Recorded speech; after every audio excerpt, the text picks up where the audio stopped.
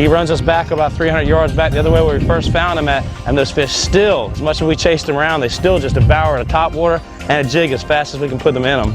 He's got a 30-incher there, probably 31-inch. I got about a 29-inch fish right here. A little bit too big for our tournament. Yeah, it wouldn't be good on a tournament day. But right now, it's awesome. I'll take all the big ones we can get. Instead of moving the fish back and forth like that, I just take them in the hand and just move him back and forth like that. Where he's almost naturally swimming.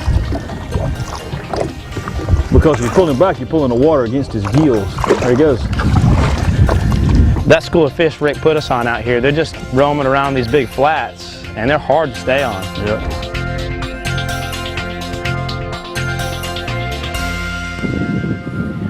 I mean, without spooking the reds, once you kind of get near him, you spook him, and rise up, then you get a cast on them. But Rick's trying to ease us along so we don't spook them. Maybe we can kind of see them from a distance. And of course, there's so much stuff moving. There's mullet everywhere out here. And there's not just a single mullet. There's schools of mullet, like hundreds of mullets together. It kind of, at first glance, resembles a school of reds.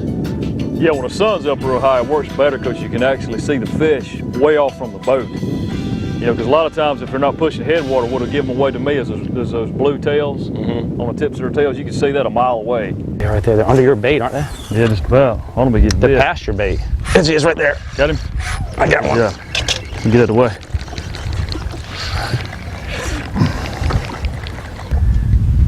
Right there's a whole school. Come on, buddy. Get it. Right there you are. Look, I'm looking at the fish. Here they come. Look. God, look at that right there. Oh my, look down the water. There's over 100 reds. We could actually see their bodies, individual bodies in the water coming by. Look at the mud over here where it's all churned up. Oh, that was pretty, wasn't it? That was awesome, man. There was a lot of good slots in that, sorry. Yeah. Oh yeah. I got a small slot fish here.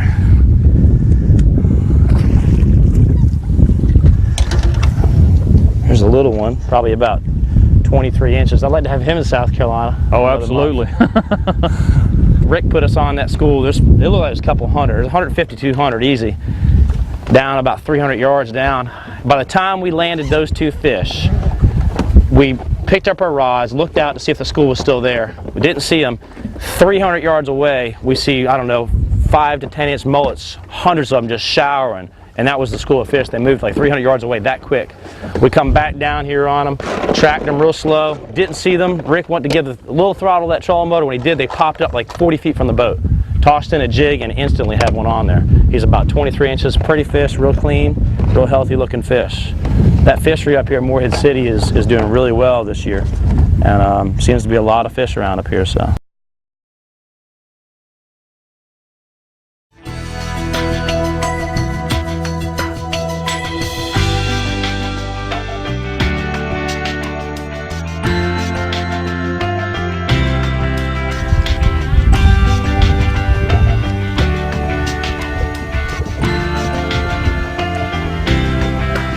Where'd they go? There, just get them.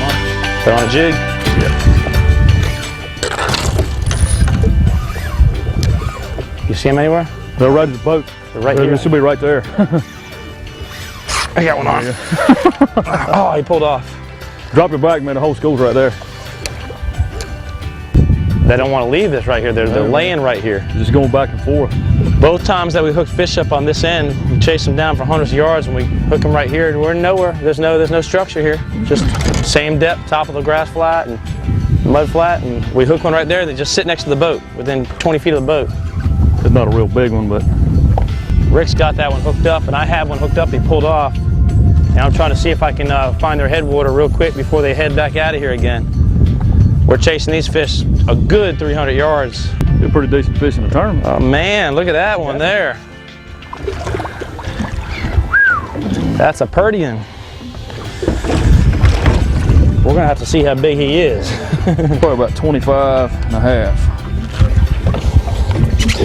He'd be a good starter fish in the tournament. Yeah, we wouldn't be able to take him probably. It looked like somebody clipped his tail, didn't they? I said 25 and a half, didn't I? He's right, just about right on that. Good job. A pretty one though. Very nice fish. Good job, Rick. So see the blue tails right there? That's what gives them away to me most of the time. If I can't see their headwater, I'm looking for that blue tail right there. That gives these fish away more than anything besides their headwater.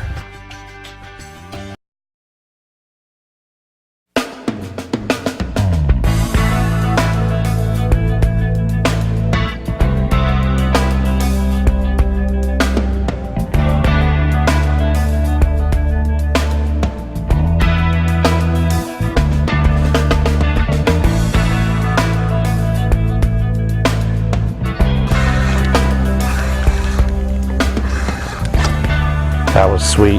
That was sweet. You talking about a hungry fish, Rick? Nice. He's 26. Nice. Nice fish, probably 26.5 inches. Pretty fat fish here. I put that topwater bait out there, and you hardly ever get to see that.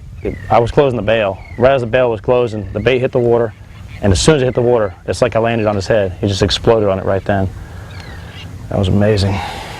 He is 26 and 26 3/4, Rick. He's right on 7 pounds. He's not a real fat pig, but I might not should have brought you to the spot. I spooked a little bit. Just a little pod. There's one under me right there.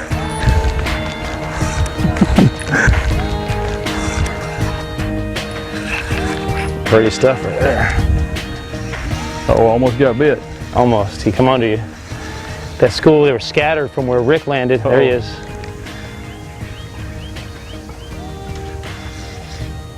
He's behind you. Oh, he turned off, I believe. Yeah, he did. Just the way you want him, right at the tip of the lip. It's amazing the fish that small can hit and make that much disturbance in the water, man. You think it's twice that big when it blows up on it. Pretty redfish. There he goes. Watch this. I'm gonna steal Rick's redfish. Get him, man. I'm gonna steal his redfish. I'm gonna steal it. Get that jig. We do this a lot in tournaments there. If we're using that topwater bait as a search bait and it comes rolling up behind, doesn't want to eat it, usually the other person will grab that jig and toss it in just a few feet right behind that topwater bait right there, watch. Except for he took Rick's. I was too late, wasn't I? Yeah, sorry, man. I was trying to get right where they go popping on the topwater bait and they're not quite sure if they want it yet, they didn't commit, and then sling, I got one on too. You sling a jig in right behind them, and just get it, just pull it across the water about a foot. They'll turn off from that topwater bait and go right on that jig. We got a pair of doubles here. We're doing the dance. There you go. Pretty stuff, pretty stuff. Those South Carolina fish right there, man. I know it, man. Those good little twins. Good stuff, good stuff. 23 inches right there. Nothing wrong with that. Look at that. He's under you. Rick's got him on. Good one here. He just released one about 23 inches, tossed back in their first cast, he's got another one on. Rick and I have to fish against each other in these tournaments, but then we're friends, so we fish together every now and then. But he's been smacking us this year. He had a strong season so far in the IFA, the Redfish Action. Right now we're tied for second place in the Redfish Action Series with one tournament to go. And Tommy Parkins actually got, him and his partner Lee have got first place in that tournament series so far. It's going to be a tight finish this year, I think. Yeah, it's Rick's been on great fish. We've been catching fish. Tommy's been on fish. It's going to be fun. Oh, yeah. Okay. There he is. It's probably about 24 right there. A little bigger. Let's put him back in the drink. Yeah, I know. I'm just trying to get rolling on his under. Look. Oh my God, what a crush. He missed it. Oh, that was sweet. He wasn't even playing now. I mean, I seen him come up behind the bait, almost like he was sniffing it, man. He looked like he was upset that thing was swimming through his territory, didn't he? God. He come up and nosed it before he struck at it. It was pretty cool. Oh my goodness. Sometimes with me, the strike is almost as fun as actually hooking him up. Oh, it's crazy. Topwater bait, topwater fishing is the most amazing thing. Oh yeah, man. Regardless of species, just in general, topwater fishing. When you catch one like that, a lot of times they'll spook, you just let her settle down and they'll plow it back out again. Or they'll be right on it. He's on your bait now. That's sweet. Oh, that was sweet, wasn't it?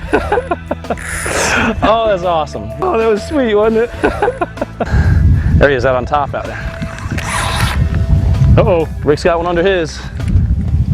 There he is on top again. Come on back here, buddy. Pretty stuff right there. There's another 26 incher. They're so aggressive this morning. He struck the bait and never got in his mouth. I mean, just they're slamming the baits. And he got hooked right. We don't want to hurt him. He's close to the gills, but he's only on the gill plate, so shouldn't be that big of a deal. The fish is 26 inches. He's a skinny fish, but a pretty fish at that. Nice one. Been here on this shoreline, what, 20 minutes? Had about 10 blow-ups and caught like 5 off it already.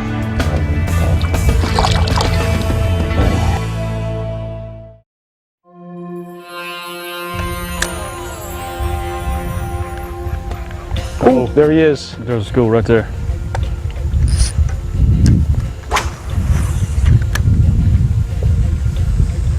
spooked them back the other way, I think. Maybe.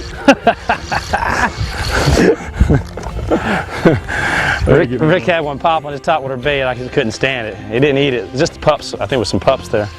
It didn't take. It looked like a smaller fish not wanting to commit to that topwater bait. So about 22 inches. You ready yet, buddy? There he goes.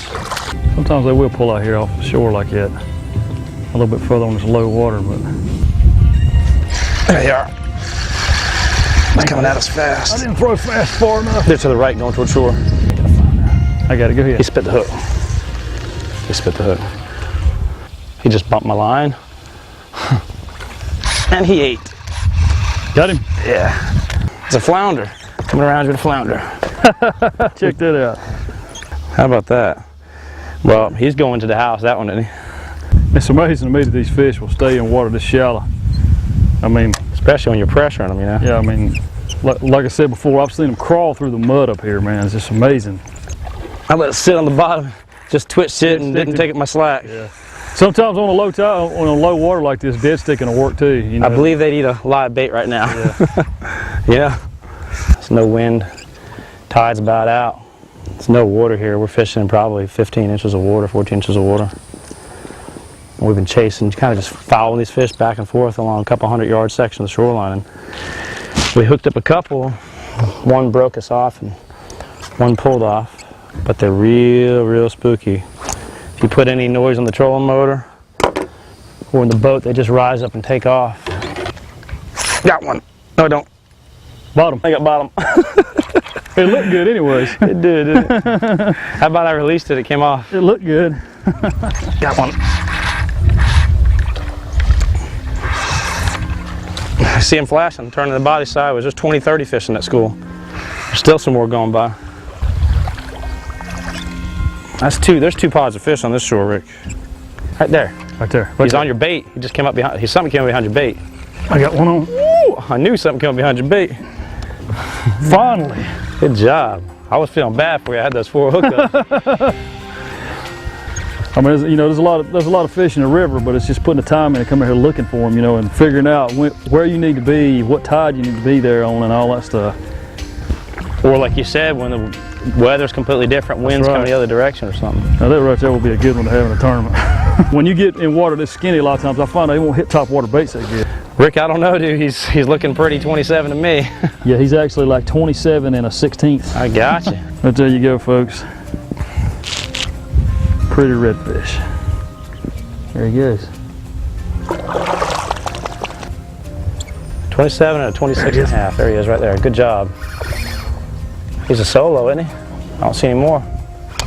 We got a school 100 yards down, 150 yards down the shore. That's a good little pot of fish right there. Hit the water, he swallowed it. You had to feel that. I was like, you know how you look over when they're kind of in the shallow water, you see that the water's just disturbed. It was no headwater, it was just disturbed. I flipped it in there, I was closing the bail, it was like, lost him right there. That's what you call a release. I didn't touch the leader, does it count? We really spent the day working 2 baits. I mean, we're working a couple of different types of gulp baits. That gulp pogie really worked it hard today. And then several different topwater baits. Days and days out here doing this, you know, going around finding these fish, finding out what tide they're at. Like I was talking about earlier, you know, this fish is all about tide and timing, and you know, you got to get it in the right place at the right time. Just like that's what we have to do during the tournaments. You know, you just got to be right there when the time's right, or you can miss them. You know? That's it. I appreciate you putting us on them, Rick. Yeah, man, it was great, man. I had a good time. Captain Rick Patterson, again, he operates from Swansboro all the way through Morehead City. Spends a lot of time at Morehead City and Beaufort. And Rick, again, is one of our preferred guys on the